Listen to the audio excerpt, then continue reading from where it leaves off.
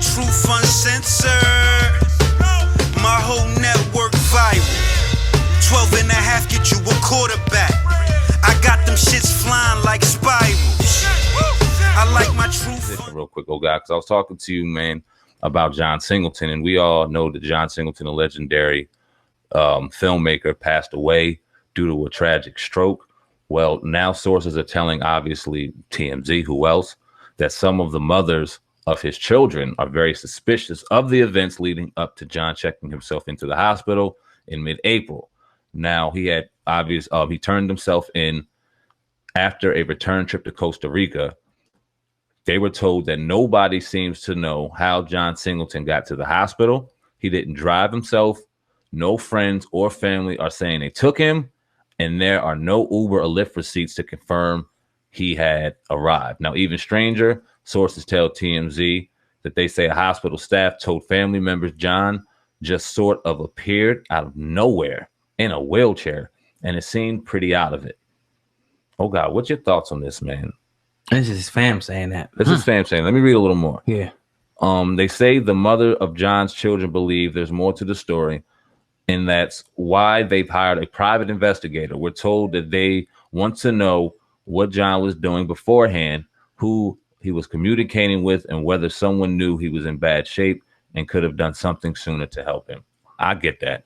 Yeah. There's some fishy shit going on. Yeah, I mean, obviously it's a smart thing to do. Kudos to the family for, going to a whole nother level and saying, look, let's just, take an independent, private investigator and see exactly what happened, right, with the situation here, because that's a lot of times around death. There's, you could be told one thing, but it could be other mitigating circumstances why somebody died. So yeah, get the private investigator, research everybody, anybody that could have been involved thoroughly to the T, get camera footage, whatever you can get to try to pinpoint what happened, because somebody like that, man, was very important, not just to us, but definitely for his family. I mean, obviously he changed the legacy of his whole family, you know what I mean? And he's a millionaire, and I'm sure people are going to benefit from that. So it definitely makes sense for them to go this route. And I definitely can't wait to see the conclusion of this investigation, see where it leads. It's strange, man. When they talk about the hospital staff told the family members that he just appeared in a wheelchair, like how does John Singleton just appear in a wheelchair? No check-in. No one asked any questions whether or not he was checked in. I haven't been in a hospital in a very long time, but I can reflect back to when I was a child going into a hospital, in particular the emergency room. You had to check in, had to sit there, and you had to wait, and then you had your turn to go through. Unless you got brought in through the ambulance, and you got obviously expedited clearance to go through. It wasn't no ambulance, no receipts for an Uber. Just coming out of Costa Rica, you don't see any foul play in this? It possibly could be. It possibly could be some foul play.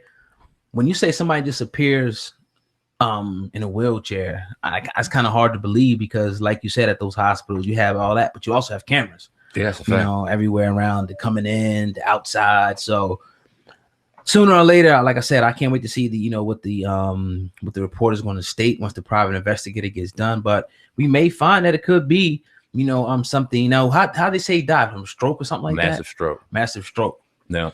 Yeah, when he had the stroke, we reported that he had the stroke, but there were also reports that he was going to be okay. There wasn't any indication or sign that he was in the amount of danger that he was in of passing away. And then all of a sudden they said, no, he's on life support. Right. They're about to pull a plug, and then it was over. So it was a very strange kind of a number of events that occurred prior to his death. And now we're hearing this.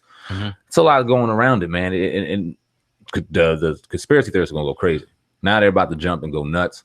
I don't know if people knew, but there was a situation going on with his estate, a real nasty legal war with that already brewing and ensuing. So, I mean, we see this kind of thing, man, and we don't want to see foul play involved, but we can't leave it out of the realm of speculation and imagination right now. If the motherfucker just appeared. Well, the truth shall come to the light. That's why it's always good to get somebody independent to look into the situation, to kind of, dot all the T's, cross all the I's. Probably said that wrong, but anyway, you know what I mean by that. Just to look at it and see exactly what happened with the situation, because, again, we have seen a lot of people who we thought one way they went out, and years down the line, we found out, okay, this is some foul play. Now we can even, talk about the whole Michael Jackson, how it's a new, I forgot the company that picked up, that's going to be doing a film on Michael Jackson. Yeah, we were just reading about that. I forgot about it too. Yeah, and that it was a whole bunch of questions surrounding his death, and what happened with that? Was the doctor involved? Was he the fall guy? The conspiracy theorists, like you said, went crazy. But right, I don't know, man. Conspiracy theory don't always mean that it could be some truth to it. Definitely. Yeah, man. We will see. Like you said, we got to see more with the details. His family is going further and finding out what the fuck was going on. So we will see. We will report it right here on the Pop Uncensored Pod. Do. Yes, sir. But tuned into the Pop Uncensored Pod. That's what your brother, Oh God, and Sandman be going into today on this Friday night. Let's transition to this topic that we wanted to talk about, Sandman. And you had a real explosive topic that we kind of wanted to just vent about today. Word. So let's do it, man. Indeed, man. So obviously we're in a very blessed position to be very successful and just get more and more success through very hard work, failure, resilience, dedication, and nonstop consistent work, right? Still live in our area, still chill. Yeah, I mean, we're very touchable. It's not like we're untouchable. We're chill. We be chilling. Right. Why is it that a lot of people, I don't want to say peers, but people we may have worked with, people we may have grinded with in the past, they feel as though we have an obligation. And when I say we, I mean a person in the position of success and people under them looking and striving for that success as well. Why do they feel as though we owe them anything? And what I mean by that is, like, you'll hear people, yo, Sam, hit me up. Yo, do this. Yo, do that. Yo, you need to hit me up. Yo, we need to link up. And it's like, I have no problem doing that, first and foremost. Let me say that, because I'm not in a position where I feel like I'm holier than thou or I'm bigger than anybody. I'll give anybody any advice, any love, any this, any that. But then once I give it to you, you got to go. Right. And a lot of people in these positions, let's just call it for what the fuck it is. They want a handout. They want an easy way in. They think you got the foot in the door, and now you're their fucking stepping stone to get to where they want to go. And they really don't give a fuck about you. Yeah. And that's the shit that irks me a little bit. Yeah. And that could be good friends. That could be just associates. And it happens more and more. And then the flip in the script gets flipped, because the second you ignore that, because they're sitting in the same position that you were before you tried to strive to get the farthest way the fuck out of that position as possible. They're still sitting there. Right. They want to say you changed. They want to say this. They want to say that. Okay, what do you think about that, man? I mean, the best way that I could probably explain this is looking at some examples that we looked at, whether it be business, whatever. I'll just start with business, where you can see that, maybe people were together at some point. Let's just say Dame Dash and Jay-Z, let's use them as an example. They did great together. But it was a point where one guy said, okay, in order for this to go to the next level, this empire that's trying to be built, I got to get away from this person. Now, this could be even, you was in the streets and you get in trouble with somebody. And you like, look, man, I love you. I'm cool, but I got to stop hanging out and doing the stuff that I'm doing.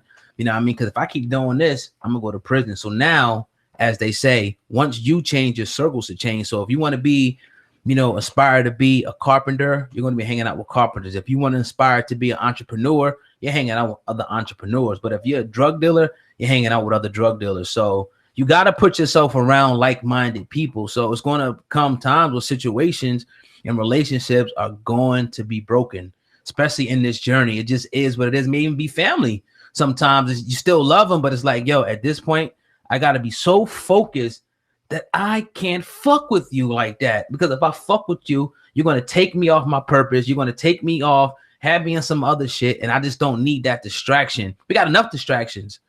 And if they're not going to, if they're just going to have their hand out, they're not going to work and say me, why would you want to continue to have somebody like that around you? You know what I'm saying? So they got to realize, I think, Fabulous, in the beginning of a song he did with Trey Songz, they did the remix to the Migos. Mm-hmm. I forget the name of the song or whatever, but Bad and Bougie. Yeah, Bad and Bougie. And he was like, I was looking for my keys. He's like, you got to have your own keys to success in this shit. So that's just what it is. Not me. You can help people all you want, but they got to have their own drive, their own will, their own determination, their own ambition to do it. You got a lot of guys out there that we have, been in contact with, and we showed them they just didn't want to take it and go to the next. They wanted to keep, I'll say, leeching off of you. And I mean, and that's the thing you said. You people don't want to ignore the gems that you give them and the gems that you learn and you obtain through your journey and your hard work. And see, they don't want to put that on a pedestal of you really helping them out and then giving you credit. Because it's just like, this shit goes just like prayer. It goes just like this. Motherfuckers got to stop hoping for something. No one's going to sit back as you get on your knees and pray and just hand you anything. Right. You got to see it, and then you got to fucking work for it. We can give you gems all day long. Listen, you want to be the best at what you do? Be the most consistent at what you do, and then match that with quality. Facts. If we want to be the #1 podcast and we see that people on the audio podcast are dropping 1 episode a week, okay, we dropping 4 or 5. You dropping 4 a month, we're dropping 16, 17. Quality content a month. That's right. We will outwork you. That's the rest.